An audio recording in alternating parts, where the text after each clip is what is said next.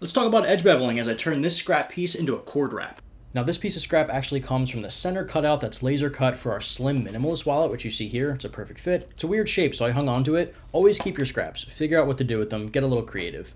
The cord wrap here is what we're going to be making, but first I want to show you the laser charred kind of sharp edge that I get from cutting leather. And that's not just from the laser cutter, right? That's from cutting leather in general. It gives you a 90-degree angle. So I start by shaving off or sanding off the laser char to get it nice and fresh. And then I use this number 2 edge beveler from Palo Santo factory. And you can see it's just a really long blade. It's got 2 spokes on the sides and then 1 blade in the middle that's really sharp. And you just run that across the leather edge, the bare leather edge that's at that 90-degree angle, and it bevels it. It just gives it a rounded edge on whatever side you're beveling.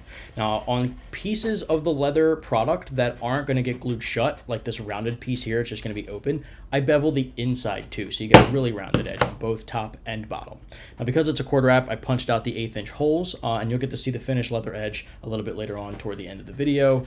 Here I'm using Tokonole and a canvas cloth to get it nice and shiny. That's going to give you a mirror-like professional edge, a finished edge, if you will. And then I pick out my antique brass hardware. The arbor press is what I use to press my snaps into place for things like the cord wrap and other things too, like my money envelope. And then for things like this, I like to use my whiskey stamp that guy on there. I don't laser cut or laser engrave everything. I think these stamps look really good on the cord wrap.